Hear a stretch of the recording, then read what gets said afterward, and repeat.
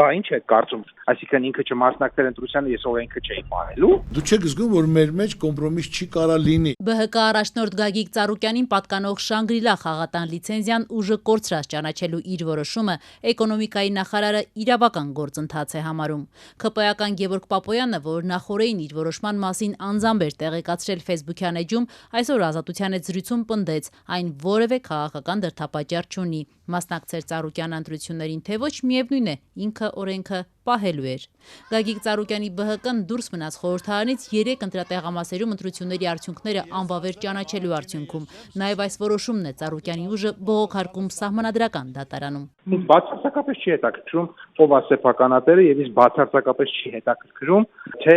ինքը մասնակցել է ընտրությանը թե ոչ։ Իսկ մեզ մի բան է հետաքրքրում օրենքը պաշտպանվել է թե ոչ։ Սա բացարձակապես օրենքի պահանջի կատարում է եւ որևէ կերպ կապ չունի սեփականատիրոջ անձի հետ,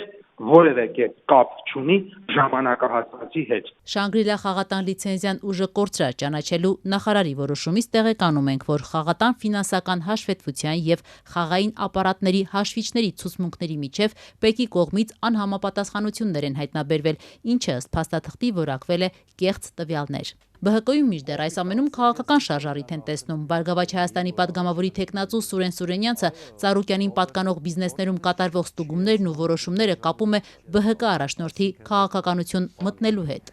Լողավազանի կամ բանի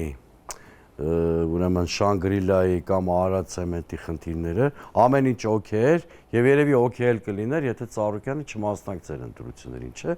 Ինքը կհամարվեր խոշոր կապիտալի ներկայացուցիչ, նույնիսկ կգտնվեին իշխանամետ падգամավորներ, որ գուցե իրան բարերար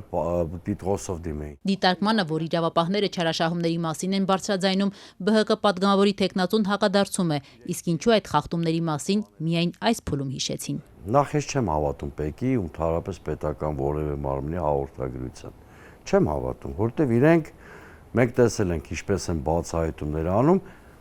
ավարտվում է զրո դատական ակտերով այդ ամեն ինչը, բայց այդ ինչի հիմա հիշեցին։ Ինչ որ նախորդ թվերի մասին են, չէ՞ խոսում։ Նշանակում է կամ կամպրոմատ ունեցել են, որը չեն դրել գործի մեջ, ընդհանրապես եմ ասում, միայն Ծառուկյանի մասով չեմ ասում։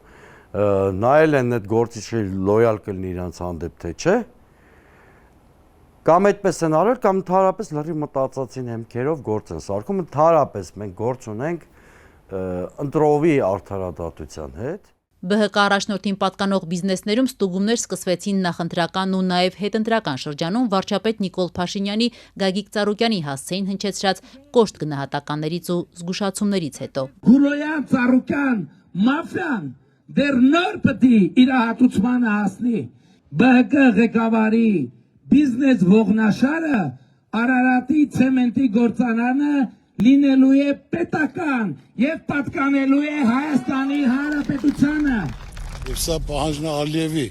որ նույն վագոնները գալիս են բենզինով, հիմա ուզում են նույն ասենք թե Ադրբեջանի ցեմենտը Հայաստան մտնի։ Նախ գլխավոր դատախազությունը մայիսին հայտարարեց, թե ուսումնասիրել են Արարատ ցեմենտ ընկերության մասնավորեցման գործընթացը եւ հայտնաբերել մի շարք խախտումներ, ինչի վերաբերյալ քրեական վարույթ հարուցվեց։ Նախորդ շաբաթ էլ հայտնի դարձավ, որ Երևանի քաղաքապետարանը որոշել է դադարեցնել Օղակաձև զբոսայգու տարածքում գտնվող Մուլտի Վելնես կենտրոնի վարձակալության պայմանագիրը։ Նախորդին էլ արդեն Շանգրիլայի լիցենզիան դադարեցվեց։ Թե ինչու հենց հիմա սկսեցին խնդիրների հայտ գալ Ծառուկյանին պատկանող բիզնեսներում, էկոնոմիկայի նախարար Գևորգ Պապոյանը շեշտում է, կոնկրետ Շանգրիլա խաղատան ստուգումները դեռ տարեսկզբին են սկսվել։ Ուղղակի հարցնում են ինչու հենց հիմա ստուգումները սկսվեցին, դրանից առաջ Մուլտի Վելնեսներ, հիմա Շանգրիլան։ Սուզաննա, ես չեմ կարող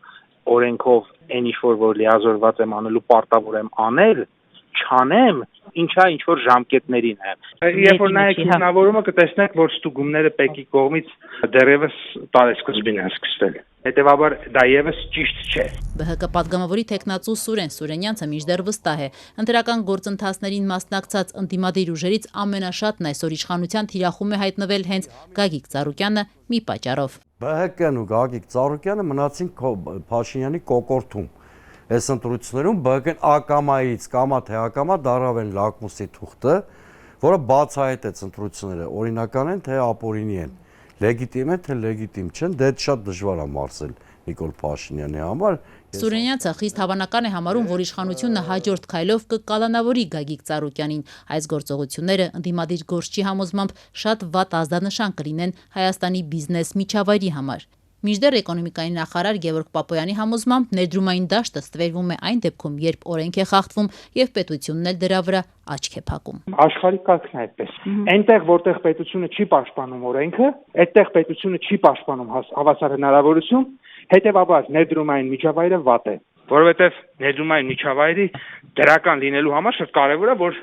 օրենքները, որոնք որ դրված են, հավասար եւ անզիջում գործեն բոլորի համար։ ԲՀԿ պատգամավորի տեխնացու Սուրեն Սուրենյանցը վստահ է, նույնիսկ կալանավորվելու դեպքում Ծառուկյանը քաղաքականությունից դուրս չի գա։ Գագիկ Ծառուկյանը անցած 2 տասնամյակներում քաղաքականության էջը բացելուց հետո կրկին փակել է գործող իշխանության հետ առճակատումից հետո։ Բացում եմ քաղաքական գործունեության փակված էջը։ Կանխատեսելիորեն, եթե նույնիսկ Գագիկ Ծառուկյանը հայտնվի բանտում, ոչ մի կոմպրոմիս իշխանության հետ չի լինելու։